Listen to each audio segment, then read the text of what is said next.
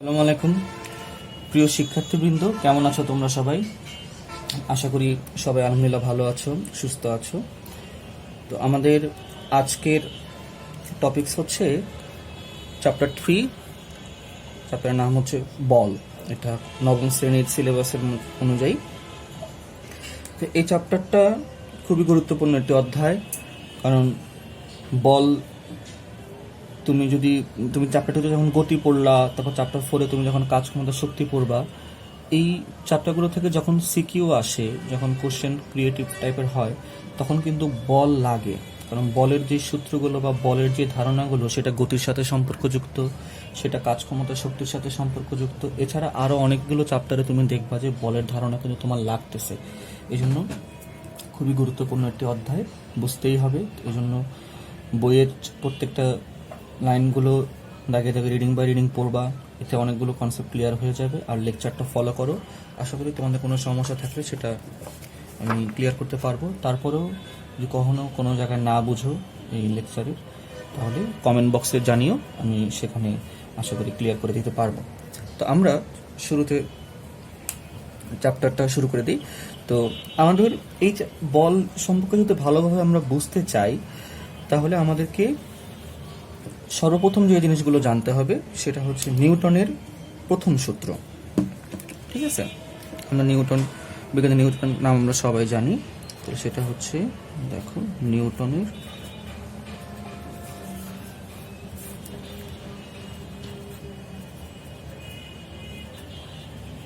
প্রথম সূত্র। আচ্ছা, দেখো নিউটনের প্রথম সূত্রটাতে কি ছিল। তিনি সূত্রটা বিবৃতি দিলেন যে বাহ্যিক বল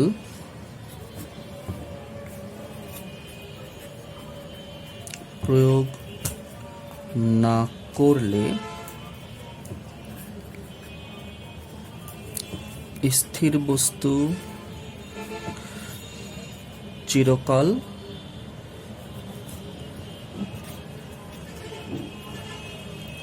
স্থির থাকবে এবং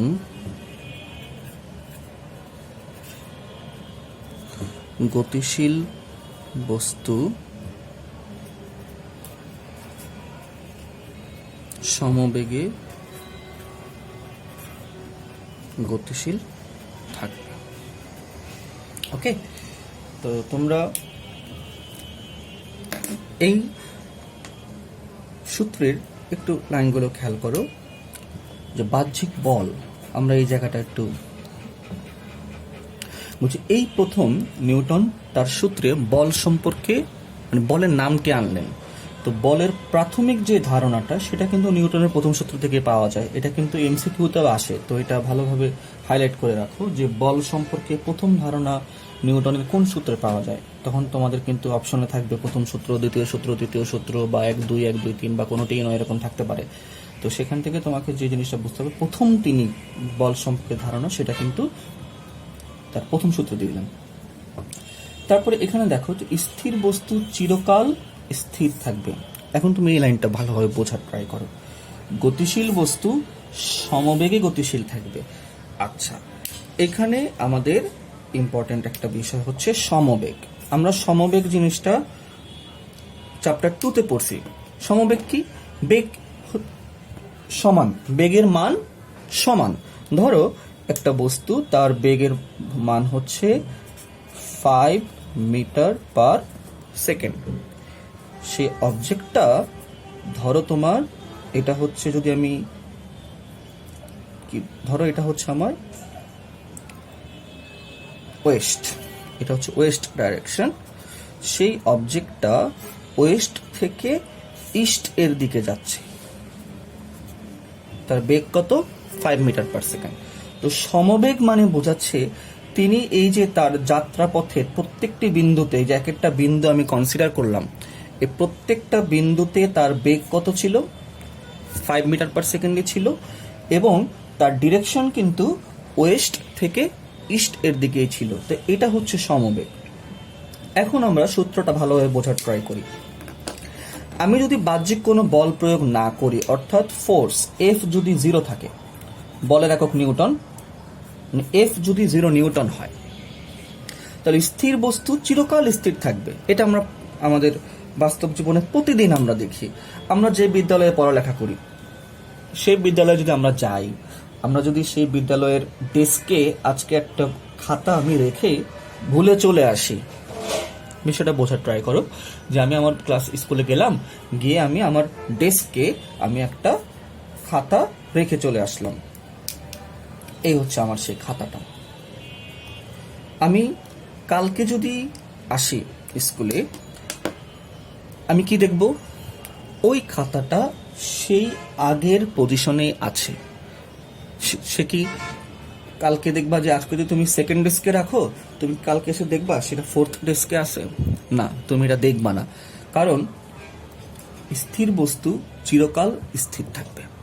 এটা আমরা বুঝি, কিন্তু এটা সূত্রায়িত করলেন প্রথম নিউটন। এখন হ্যাঁ, খাতাটা ফোর্থ ডেস্কে থাকতে পারতো। কিভাবে থাকতে পারতো? ধরো আমাদের স্কুলে যারা তোমার যাওয়ার পরে যারা কি করে, দেখা গেলো যে ময়লাগুলো পরিষ্কার করে বা ঝাড়ু টাড়ু দেয়, তারা যদি কোনো কারণে ভুলক্রমে খাতাটা একজন নিয়ে ভুলে আবার মনে করো যে ফোর্থ ডেস্কে রেখে আসলো, তুমি সেকেন্ড ডেস্কে রেখে গেলা, খাতাটা ফোর্থ ডেস্কে রেখে গেলো। হ্যাঁ, তখন গিয়ে কিন্তু খাতাটা তার পজিশন চেঞ্জ করতে পারবে। তার আগে কিন্তু খাতাটা পজিশন চেঞ্জ করতে পারবে না। তার মানে বাইরে থেকে কাউকে কাজ করতে হবে। যেমন স্কেলটা আমি যে এখানে রাখলাম, এই স্কেলটা আমি যদি এখন এখানে রেখে যাই, আমি যদি এটাকে এই রুমে যদি কোনো মানে বাইরে থেকে কোনো ফোর্স না আসে, কোনো আর্থকুয়েক না হয়, কোনো কিছু না হয়, স্কেলটা কিন্তু যেখানে আছে এখানেই থাকবে। কোনো সম্ভাবনা নাই স্কেলটা সরে যাওয়ার, কারণ তার নিজে থেকে সরার কোনো ক্ষমতা নেই। কিন্তু আমি যদি এখানে বাইরে থেকে বল প্রয়োগ করি, আমি তাকে কিন্তু সরাই ফেলতে পারবো। তো ওই জন্য বললাম, বা ওই জন্য নিউটন বললেন যে বাইরে থেকে বল প্রয়োগ করতে হবে। আর বাইরে থেকে বল প্রয়োগ না করলে স্থির বস্তু চিরকাল স্থির থাকবে। তাহলে এটা এখানে আমাদের একটা পয়েন্ট আমরা এটা যদি নোট করে রাখি যে স্থির বস্তু, যে আমি যখন বল শূন্য, যখন বল কি হবে 0 নিউটন, তখন এই যে বস্তুটা এর আদিবেগ যদি ইউ হয়, ধরো এখন এখানে রাখলাম, আদিবেগ ইউ কত? 0 মিটার পার সেকেন্ড। 10 মিনিট পরে যদি আমি আসি, 10 মিনিট পরে ওর যেই বেগটা, আমরা যদি সেটাকে ভি নাম দিই, সেটাও কত হবে? 0 মিটার পার সেকেন্ড হবে না? অর্থাৎ আদিবেগ আর শেষ বেগ হবে সমান। আচ্ছা, এখন আসো, গতিশীল বস্তু সমবেগে গতিশীল থাকবে। গতিশীল বস্তু একটা দিকে গতিশীল থাকতোই। আমরা যেমন এই অবজেক্টটাকে আমরা ধরলাম, ধরো 5 মিটার পার সেকেন্ড, সে ওয়েস্ট থেকে ইস্ট এর দিকে যাবে। বা ধরো আমি যে মার্কারটা, আমি যে আমার সাইন পেনটা আমি যেভাবে গড়িয়ে দিলাম, এখন দেখো আমি যখন এটাকে গড়িয়ে দেই, এটা কিন্তু একটা পর্যায়ে গিয়ে থেমে যায়। তুমি জিনিসটা বলতে পারো যে স্যার এই জিনিসটা থেমে যাচ্ছে কেন? হ্যাঁ, আমি তো বাইরে থেকে কোনো বল দেই নাই।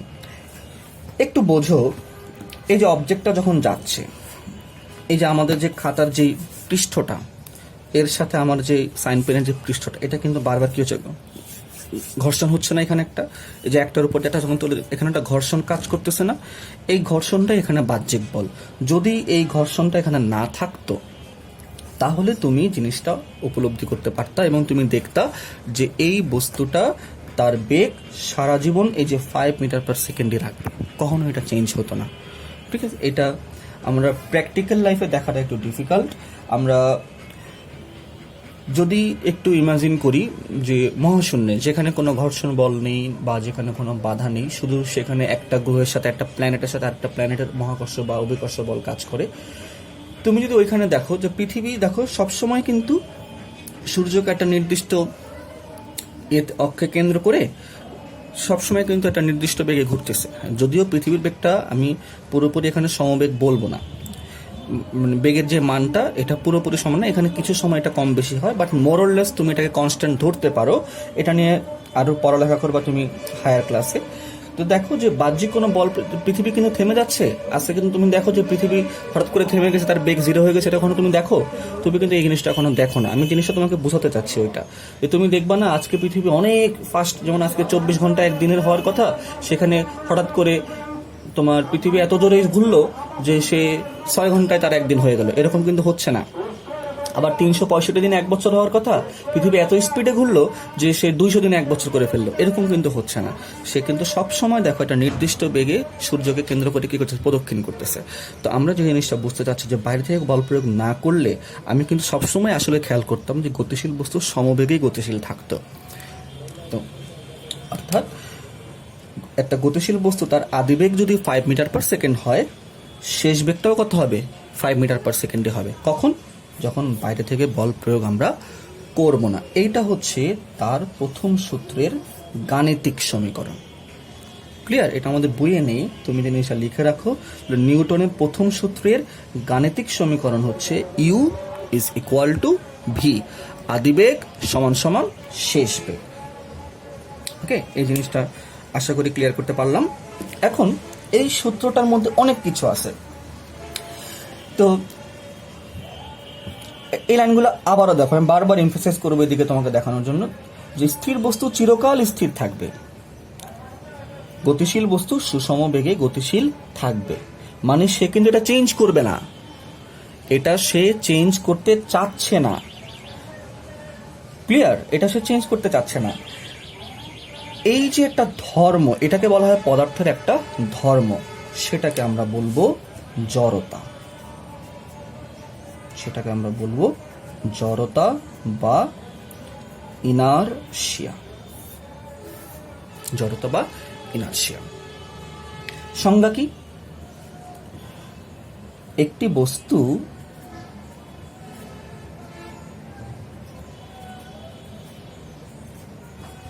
যেই অবস্থায় আছে সেই অবস্থাতে বস্তুটি থাকতে চাওয়ার যে ইচ্ছা বা প্রবণতা তাকে জড়তা বলে। ওকে, প্রত্যেকটা বস্তু তার যে অবস্থায় আছে সেই অবস্থা থাকতে চায়। এই লাইনটাই নিউটন এখানে সূত্রায়িত করলেন। তিনি জিনিসটা অনেকদিন ধরে উপলব্ধি করলেন, উপলব্ধি করে জিনিসটা খেয়াল করলেন যে আজকে যদি আমার এখানে একটা পাথর থাকে, যে এখানে একটা পাথর আছে, আমার ধরো কোনো একটা ইলামে একটা পাথর রাখছে, এই পাথরটা আমি যদি বাইরে থেকে কোনো বল প্রয়োগ না করি তাহলে পাথরটা কিন্তু সরে না, পাথরটা কিন্তু সরার তার কোনো ইচ্ছা নাই, সে নিজে থেকে কোনো সরে না।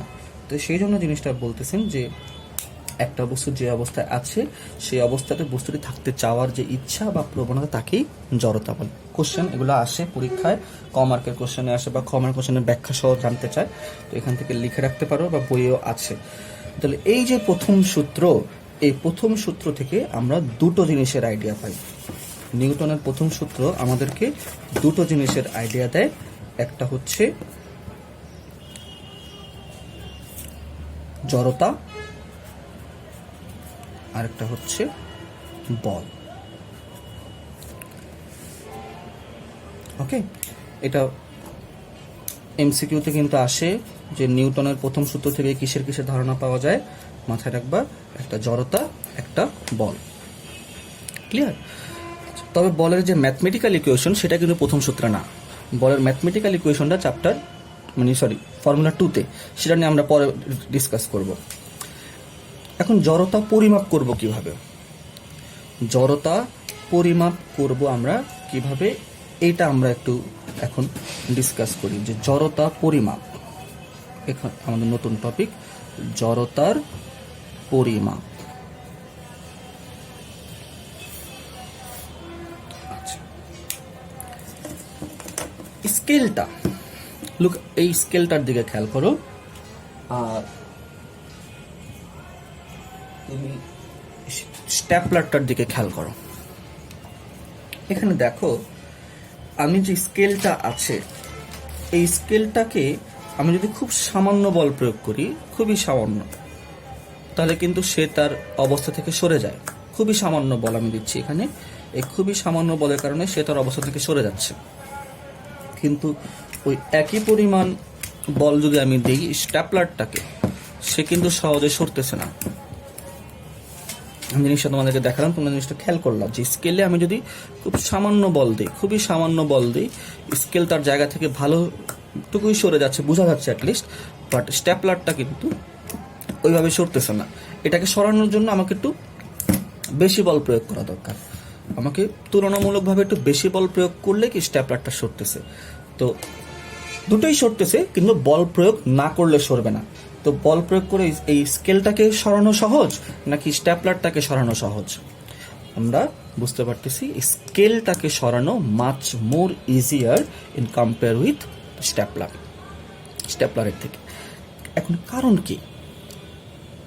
কারণ হচ্ছে স্কেলটার ভর স্ট্যাপলারটার ভরের মধ্যে অনেক পার্থক্য আছে। এই স্কেল থেকে স্ট্যাপলারটা প্রায় 10-20 গুণ ভারী।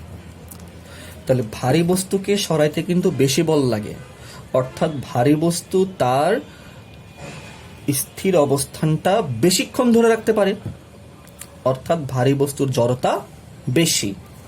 আর হালকা বস্তুটাকে সরাইতে তোমার অল্প বল দরকার, তাই হালকা বস্তুটা অল্প বলে সরে যায়, তাই সে বেশিক্ষণ তার অবস্থা ধরে রাখতে পারে না, অর্থাৎ হালকা বস্তুর জড়তা কম।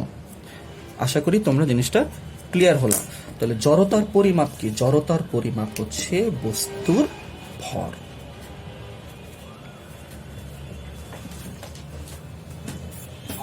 ওকে, তাহলে একটা পাথরের জড়তা বেশি নাকি একটা পালকের জড়তা বেশি? পাথরের জড়তা বেশি। যার ভর বেশি তার জড়তা বেশি, এটা এখন থেকে মাথায় রাখবা। তো জড়তা কয় প্রকার? জড়তা হচ্ছে 2 প্রকার। একটা হচ্ছে স্থিতি জড়তা, আর একটা হচ্ছে গতি জড়তা। সহজ জিনিস। স্থির জড়তা হচ্ছে স্থির বস্তুর নিয়ে কাজ, গতি জড়তা হচ্ছে গতিশীল বস্তু নিয়ে কাজ। সংজ্ঞা কি? সংজ্ঞা হচ্ছে স্থিতি জড়তা যখন তুমি বলবা, স্থিতি জড়তায় হচ্ছে যে স্থির বস্তু চিরকাল তার স্থির অবস্থান ধরে রাখতে চাওয়ার যে ইচ্ছা, তাকে স্থিতি জড়তা বলে। আর গতি জড়তার সংজ্ঞা কি দিবা? গতিশীল বস্তু চিরকাল তার গতি ধরে রাখতে চাওয়ার যে ইচ্ছা বা প্রবণতা, তাকে গতি জড়তা বলবো। আমি গতি জড়তার সংজ্ঞা লিখে দিচ্ছি, তোমরা নোটটা তুলে নাও। গতি জড়তা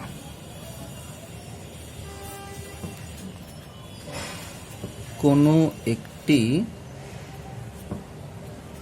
গতিশীল বস্তুর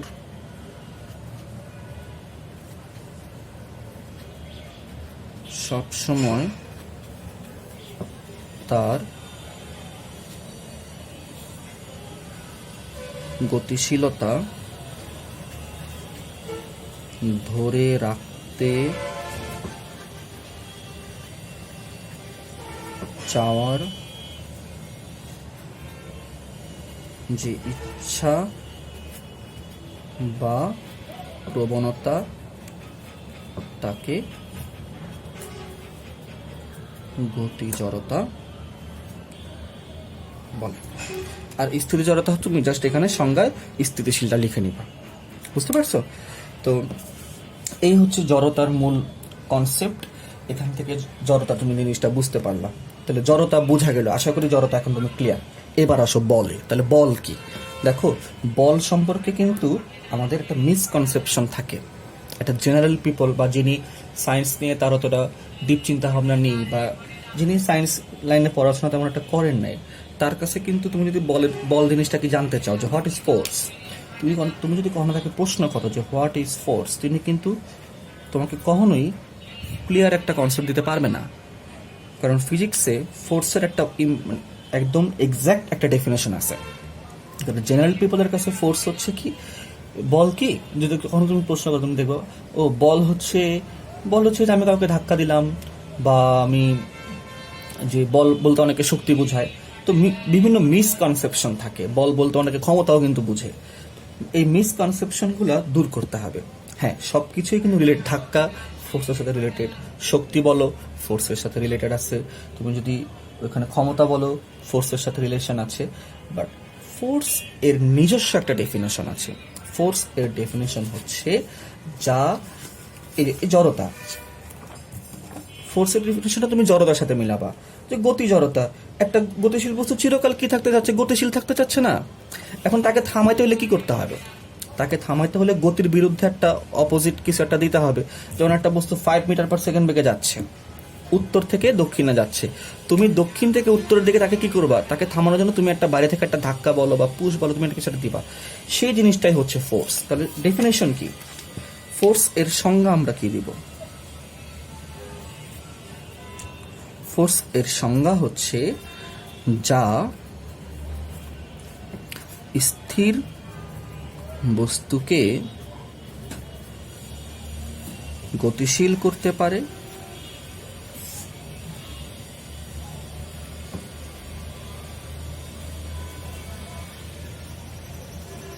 এবং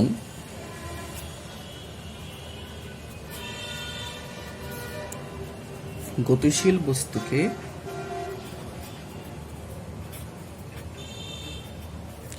স্থির করতে পারে, তাকে বল বলে। এটা হচ্ছে একটা মোটামুটি এক্সাক্ট একটা ডেফিনেশন। হাতের লেখাটা তোমরা জানো যে আমার হাতের লেখা তেমন একটা ভালো না, আরো সাইন পেন দিয়ে লিখতে গেলে হাতের লেখা আরো বাজে হয়ে যায়, কলম দিয়ে লিখলে একটু ঠিক থাকে।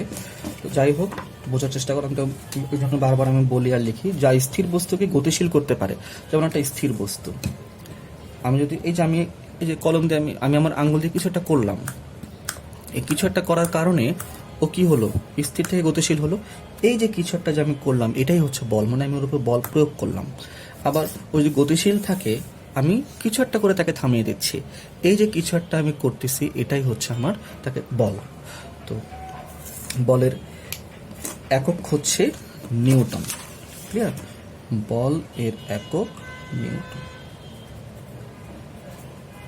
বিজ্ঞানী নিউটনের নাম অনুসারে এটা। ওকে, আর অবশ্যই বড় হাতের এন দিতে হবে। ছোট হাতের এন তুমি যদি দাও, তোমার কিন্তু ভুল হবে। ছোট হাতের এনে কিন্তু তুমি একক দিতে পারবা না, অবশ্যই এখানে বড় হাতের এন দিতে হবে। তো বল অনেক ধরনের আছে। তুমি যখন তোমার বইটা পড়বা, তুমি দেখবা বিভিন্ন প্রকার বল আছে। তো প্রথমে আমরা যদি একটু দেখি মৌলিক বল।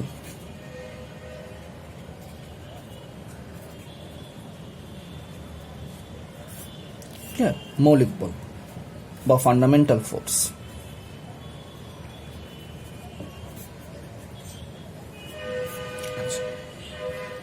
9-10 এগুলো সম্পর্কে তেমন একটা আইডিয়া, অত ডিপ কিছু নাই, জাস্ট তোমাকে ধারণা দেওয়া হয়েছে। তোমারও কাজ হচ্ছে ধারণা নিয়ে রাখা, এবং তুমি যখন আর একটু হাই লেভেলে যাবা তখন তুমি জিনিসগুলো নিয়ে আর একটু ডিটেলসে জানবা। তো মৌলিক বল হচ্ছে 4টি। এক হচ্ছে মহাকর্ষ বল, ওকে। 2 হচ্ছে তাড়িৎ চৌম্বক বল।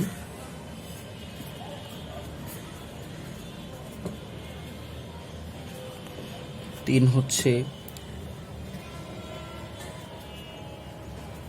দুর্বল নিউক্লিয় বল।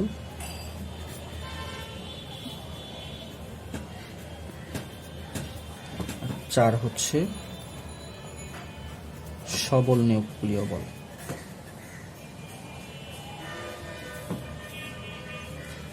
এই 4টা হচ্ছে আমাদের মৌলিক বল। ক্লিয়ার?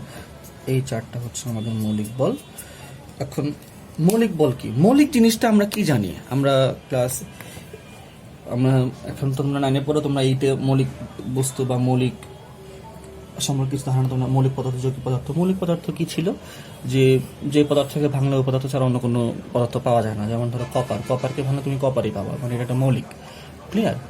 তো মৌলিক বল হচ্ছে যে সকল বল অন্য কোনো বলের উপর নির্ভর করে না, যে সকল তারা নিজেরাই ফান্ডামেন্টাল, ঠিক আছে, নিজেরাই স্বয়ংসম্পূর্ণ। তাকে ডিফাইন করার জন্য অন্য কোনো বল দরকার নেই। তুমি মহাকর্ষ বল ডিফাইন করার জন্য তোমার তাড়িৎ চৌম্বক বল লাগবে না। তুমি নিউক্লিয় বল ডিফাইন করার জন্য তোমার মহাকর্ষ বল লাগবে না। এরা নিজের জায়গা থেকে ইন্ডিপেন্ডেন্ট। ক্লিয়ার? আমি এতটা ডিটেলসে যাব না মৌলিক বল নিয়ে, কারণ মৌলিক বল নিয়ে আমাদের এখানে ক্লাস 9-এ বা ক্লাস 10-এ তেমন কোনোই পড়ালেখা নাই, তেমন কোনো একটা এক্সামের জন্য অতটা ইম্পর্টেন্ট না। বাট তুমি তোমার নিজের জায়গা থেকে জিনিসগুলো নিয়ে একটু ঘাটাঘাটি করবা, তুমি ইউটিউব দেখতে পারো বা তুমি দেখতে পারো। তোমার যদি অনেক কেউ যদি আরও ভালো জানতে চাও কমেন্ট বক্সে জানিও, আমি লাগলে এখান থেকে আলাদা একটা টপিক নিয়ে আমি একটা লেকচার দিব। কিন্তু নামটা তোমাকে জানতে হবে। মৌলিক বল 4টা: মহাকর্ষ বল, তাড়িৎচুম্বক বল, দুর্বল নিউক্লিয় বল, সবল নিউক্লিয় বল। ক্লিয়ার? তো এদের কিছু রেঞ্জ আছে। কোন মহাকর্ষ বলের রেঞ্জ হচ্ছে তোমার অলমোস্ট অসীম। দুর্বল নিউক্লিয় বলের রেঞ্জ আছে, তুমি বই থেকে জিনিসটা, তোমার পাঠ্য বই থেকে তুমি জিনিসটা মুখস্থ করে নিও। আচ্ছা, এখন আমরা চলে যাই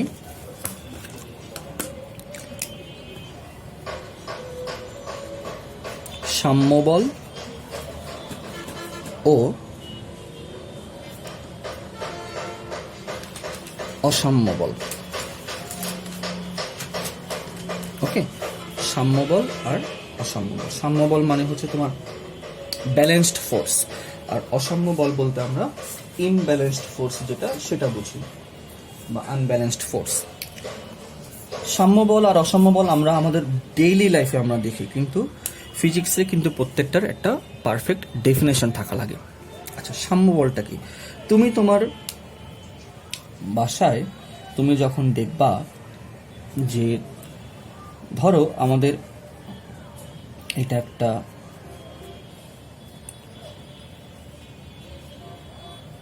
আমাদের দেয়ালের কোনো একটা অংশে আমি এখানে ধরো একটা পেরেক ঢুকিয়ে আমি এই জায়গাটাতে একটা ভারী কোনো একটা বস্তু আমি বেঁধে রাখছি। এখন যখন বেঁধে রাখলাম, ধরো এর একটা ভর আছে এম, এর একটা ভর এম আছে। যখন আমি এটাকে এখানে বেঁধে আমি ঝুলিয়ে রাখলাম, এই যে ধরো একটা সুতা দিয়ে, এখন এই অবজেক্টটা কি পড়ে যাচ্ছে? তুমি দেখবে অবজেক্টটা কিন্তু পড়তেছে না। যেহেতু অবজেক্টটা পড়তেছে না, না পড়ার কারণ কি? আমরা এই জিনিসটা তো আমরা সবাই জানি যে এই অবজেক্টটার উপরে পৃথিবীর একটা বল কাজ করে। সেটা কি? অভিকর্ষ বল, mg। এটা আমরা ক্লাস 8-এও আমরা পড়ছি, ফিজিক্যাল টু mg বলছে। ওজন তো আছে, সে ওজনের একটা বল তো তার নিচে কাজ করে নাকি? তার নিচে পড়ে যাওয়ার কথা, কিন্তু সে নিচে পড়ে না। তার মানে কি? এই যে ধরো নিচে যদি পৃথিবী তাকে, ধরো তোমার 50 নিউটন বলে যদি পৃথিবী তাকে নিচে টানে, এই যে এই সুতাটা যেখানে পেরেক দ্বারা বাঁধা, সেখানেও 50 নিউটন বল কাজ করতেছে বিপরীত দিকে। যে কারণে যে 50 নিউটন বল হলে নিচে পড়বে না, আমি 50 নিউটন বল উপরে আমি দিতে পারতেছি, যে কারণে এই 50 নিউটন এই 50 নিউটন পরস্পর বিপরীতমুখী। দেখো এখানে F1, ধরো এখানে কি F2, এরা পরস্পর মানে সমান, 50 নিউটন বিপরীতমুখী। তাই এরা একটা একটা কি করে দিচ্ছে? ক্যান্সেল আউট করে দিচ্ছে, যে কারণে এই অবজেক্টটা আর কি নিচে পড়তেছে না। তো এই ধরনের বলগুলোকে আমরা বলবো সাম্য বল। যে এখন সংজ্ঞা কি দিব? সাম্য বলের সংজ্ঞা হচ্ছে, সাম্য বলের সংজ্ঞার আগে এই জিনিসটা তোমাকে মাথায় রাখতে হবে, সাম্য বলে বস্তুর কোনো ত্বরণ থাকবে না। বস্তুর কোনো ত্বরণ থাকবে না। যেমন এই অবজেক্টটা আমি যখন এই যে এখানে ধরো এই যে আমি স্ট্যাপলারটা আমি এখন এখানে ধরে রাখছি, তার কি কোনো ত্বরণ আছে? না, তার কোনোই ত্বরণ নাই, স্থির একটা স্ট্যাপলার হয়ে আছে সে। হ্যাঁ, ওকে কিন্তু পৃথিবী নিচের দিকে টানে, বাট আমিও তাকে কিন্তু, ওকে যদি পৃথিবী 5 নিউটন বলে নিচে টানে, আমি 5 নিউটন বল উপরে দেখা দিয়ে রাখছি, সেখানে তার কিন্তু কোনো ত্বরণ নাই। তো সাম্য বলের সংজ্ঞা হচ্ছে একটা অবজেক্টের উপরে, ধরো এটা একটা অবজেক্ট, তার ভর হচ্ছে এম, এখানে তোমার মাল্টিপল ফোর্স অ্যাপ্লাই করতে পারে, শুধু একটা বা দুইটা না। ধরো এখানে তোমার ফোর্স কাজ করতেছে, এখানে হচ্ছে তোমার F1, এখানে হচ্ছে তোমার F2, এখানে হচ্ছে তোমার F3, এখান থেকে ধরো তোমার কাজ করতেছে F4, এখান থেকে কাজ করছে তোমার F5, বিভিন্ন ধরনের, মানে এখানে ধরো আমরা 5টা নিয়ে কাজ করলাম, 5টা বল এই অবজেক্টটার উপরে কাজ করতেছে। কিন্তু এই 5টা বলের কাজ মানে ক্রিয়ায় অবজেক্টটার ত্বরণ হচ্ছে 0, ত্বরণ হচ্ছে 0 মিটার পার সেকেন্ড। মানে ওর এখান থেকে যদি কোনো একটা বল না থাকে, কোনো একটা বল যদি এখানে না থাকে, ধরো F5 বা F4 বা F2, কোনো একটা বল এখানে নাই, তখন ত্বরণ পাওয়া যায়। তখন ধরো তোমার ত্বরণ পাওয়া যায়। কিন্তু এই 5টা বল যদি এখানে একত্রে কাজ করে, তাহলে বস্তুটার ত্বরণ হয় 0। এখন যেহেতু বস্তুটার ত্বরণ 0, তাহলে সে সাম্য অবস্থায় আছে। এই কারণে এই যে 5টা ফোর্স, এই 5টা ফোর্সকে আমরা বলবো সাম্য বল। তারা সাম্য অবস্থা বিরাজ করলো, মানে এই 5টা বল ক্রিয়া করার ফলে বস্তুর উপরে সাম্য অবস্থা ক্রিয়া করলো। ওকে, তাহলে সাম্য বলের ডেফিনেশন হচ্ছে একটি বস্তুর উপরে, কোনো বস্তুর উপরে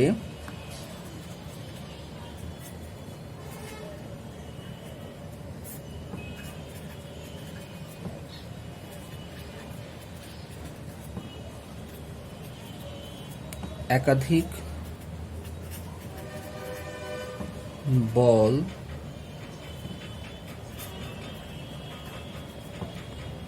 ক্রিয়া করার ফলে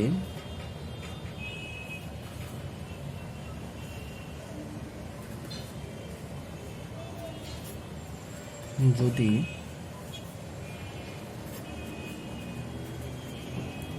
তাদের লব্ধি বল শূন্য হয় বা বস্তুর কোনো ত্বরণ না থাকে,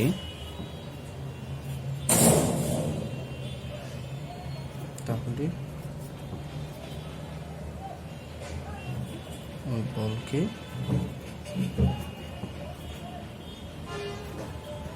সাম্য বল বলে, ব্যালেন্সড ফোর্স। ওকে, জিনিসটা মোটামুটি বোঝাতে পারলাম। এবার আসো তোমার আনব্যালেন্সড ফোর্স, অসাম্য বল।